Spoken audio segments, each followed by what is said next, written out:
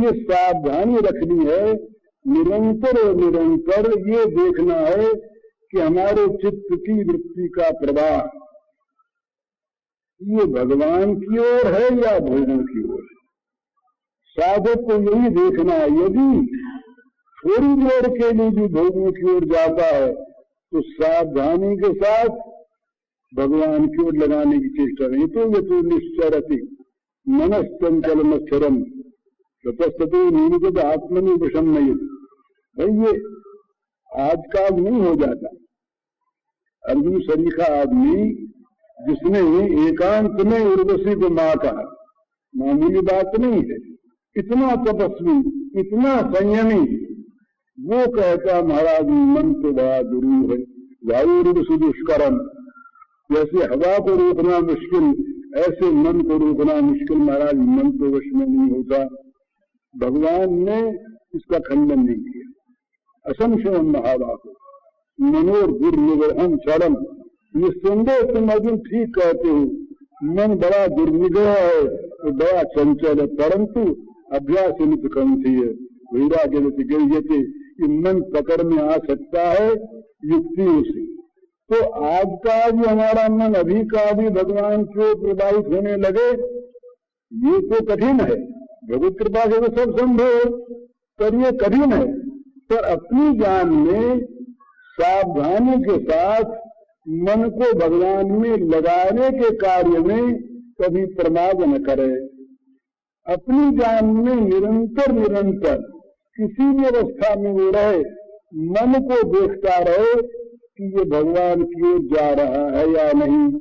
चित्त की वृत्ति का प्रवाह जगत से हट करके भगवान की ओर लगना चाहिए। ये सीधी सीधी बात। नालों में नदी का पानी आकर के खेतों में जाना चाहिए। अगर नहीं जा रहा है तो मामला ठीक नहीं, नहरें नहीं निकली या बांध नहीं बंधा। तो निरंतर साधक को सावधान रहना है। ये सावधानी साधना है। सच्ची बात ये है, यहाँ पर फिसलने की बहुत जगह है और फिसलने का की सलाह देने वाले भी बहुत है और धक्का देने वाले भी बहुत है। अपने अंदर है, बाहर से नहीं आते। अपना ही काम, अपना ही क्रोध, अपना ही मोह, अपना ही लोभ, यही अपने शत्रु हैं। आत्म ही आत्मा बंधु आत्मे रुद्र आत्मन। अपने आप अपना मित्र, अपने आप अपना बंधु। दूसरों को बैरी नहीं मानना, दूसरों को बैरी मानना ये अपने आप को बैरी बनाना। दूसरा कोई बैरी नहीं, सब भगवान के रूप है, सब पूज्य है, सब आदरणीय है, सब समान भाव से वर्चा के योग्य है, सब हाथ जोड़ने योग्य है।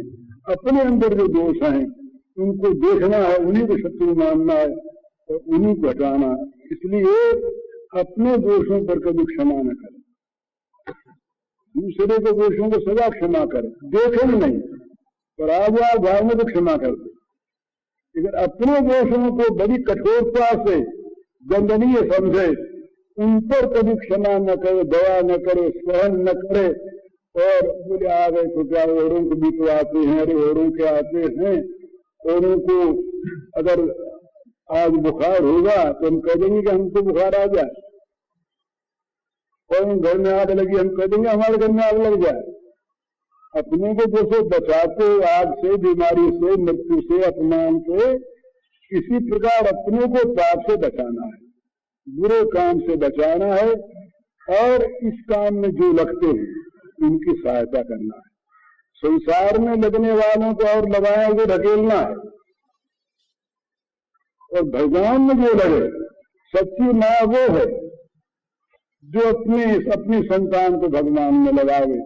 सच्चा पिता वो जो अपनी संतान को भगवान में लगावे। सच्चा गुरु वो जो शिष्य को लगावे। सच्चा पति वो जो पत्नी को लगावे। सच्ची पत्नी वो जो पति को लगावे। सच्चा मित्र वो जो अपने मित्र को लगावे।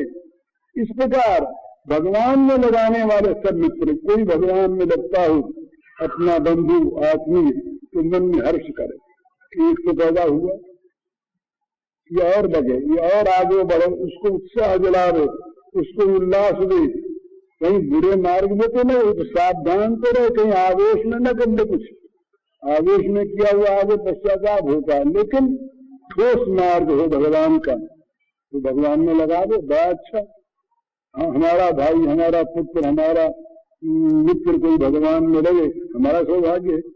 हमारे लिए ये बात कहते हैं, जिस कुल में एक भक्त पैदा हो जाता है, नारद जी का सूत्र है कि क्या होता है कि देवता को हर्षित हो जाते हैं और पितर नाच उठते हैं, नित्यम से बड़ा पितर कहते हमारे कुल में वैष्णव पैदा हो गया तो कुल को तार देगा, हम जितने भी पड़े हुए कहीं पर हैं सबको ये तार देने वाला होगा, और हमारे कुल में भक्त पैदा होगा। देवता कहते हैं कि अब हमारा काम होगा। देवाराधन ये असुरों के राज्य में नहीं होता, भगवान के भक्त को देवाराधन करते हैं।